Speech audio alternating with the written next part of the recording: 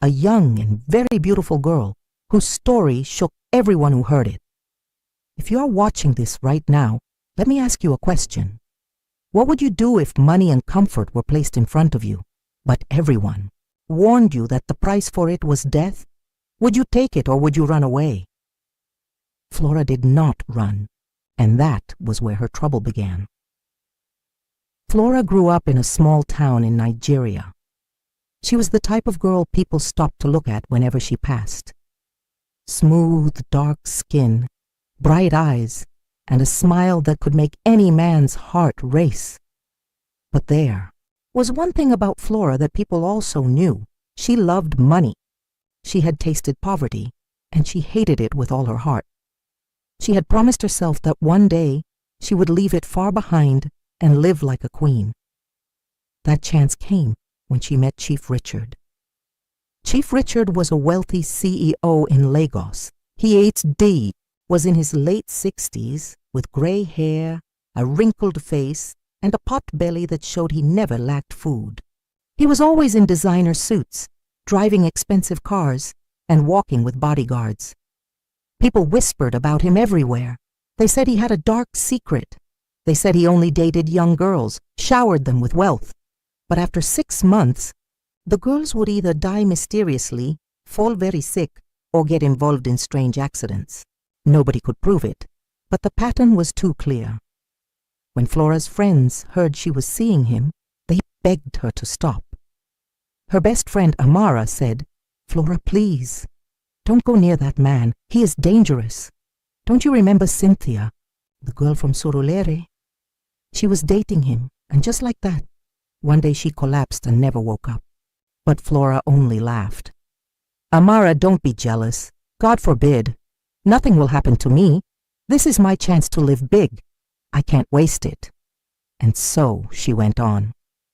For the first 3 months, Flora's life was like a dream. Chief Richard bought her a brand new car. He rented a luxury apartment for her in Lekki. He gave her money to start her own boutique.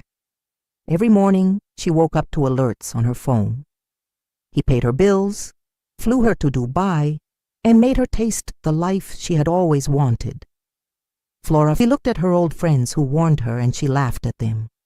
"See me now. You people are still struggling with Uber and Okada, but I have a driver. I told you, nothing will happen to me." But then the 4th month came. It began with small things. Flora would wake up at night sweating and trembling, as if she had been running in a nightmare. She dreamt of strange shadows chasing her, whispering her name, pulling her into dark rivers.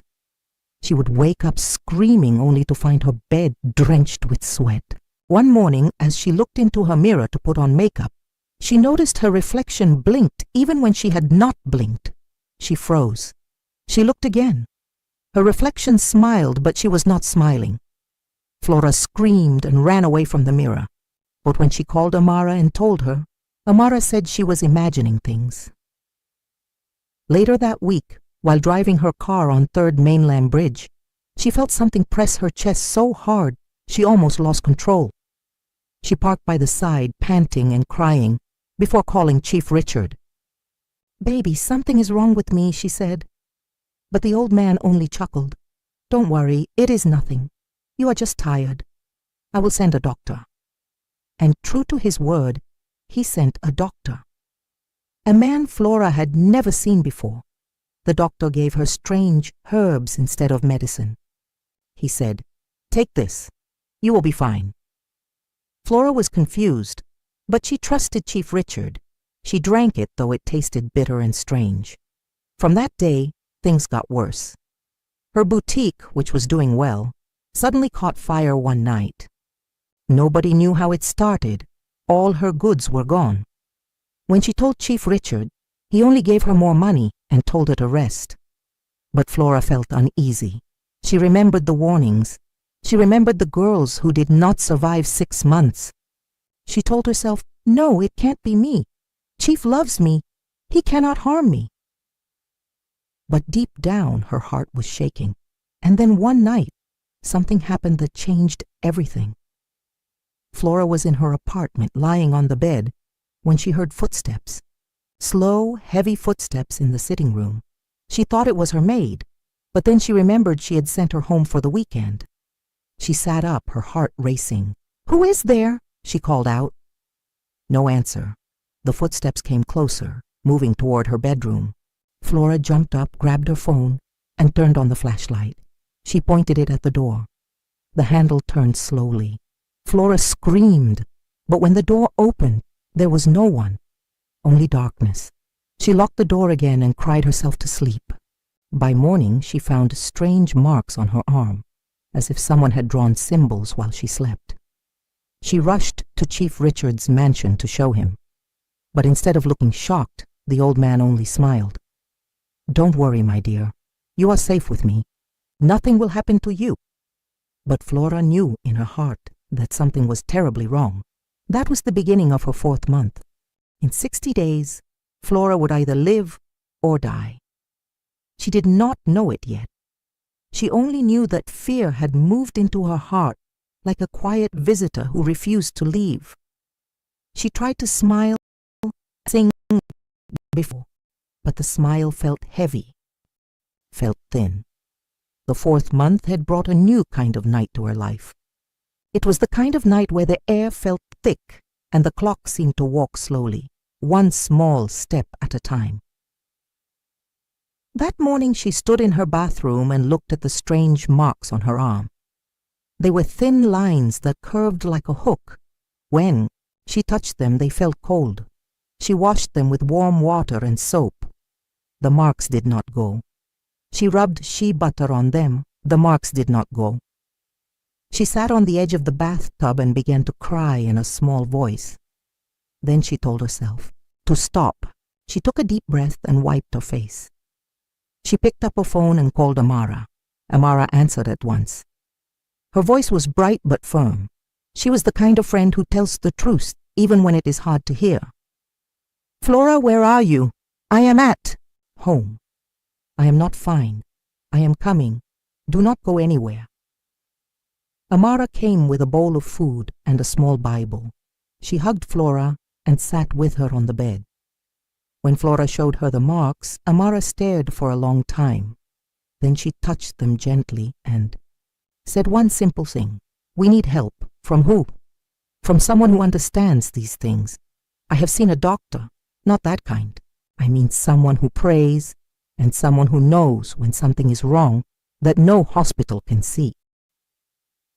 Flora folded her arms and shook her head. "I am not a child. I do not believe everything."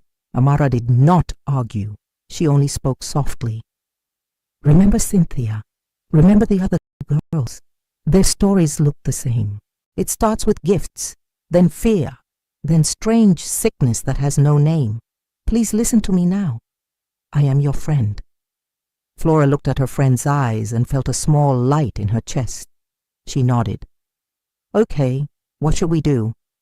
"Come with me this evening. There is a woman my mother knows. People call her Mama Ruth. She prays for people. She is kind, not harsh. She will not ask you for your money. She only talks and prays. She lives in Yaba, in a small house near the market. I like the way he talks to you. He sounds like a teacher, not a lover." Flora shook her head. "He has been..." The sky turned orange, then pink, then blue. They took a Yaba and walked down a narrow street that smelled like fried cane and soap. Children ran tools, selling vegetables and small bottles of oil. A radio played. They stopped at a pale blue gate. Amara opened the gate. Her hair was white and tied back with a scarf. Her eyes were clear and bright. She smiled at Amara, then at Flora. "Welcome. I am Mama Ruth. Come in." Her sitting room was simple and clean. There were wooden chairs, a small and a calendar with a picture of a river. She gave them cold water and listened. Spoke. Flora did not hide anything. She told her about the dreams, the doctor with herbs, the fire in the shop, the marks on her arm, and that her to travel to Ipi today. Mama Ruth did not rush. She closed her eyes for a moment and hummed a soft song. Then she opened her eyes and spoke in a calm voice. My child, sometimes gifts are not gifts. Sometimes a plate of food is a small change. Sometimes a ride in a fine car is a rope that looks like silk. Do you understand? Flora felt a chill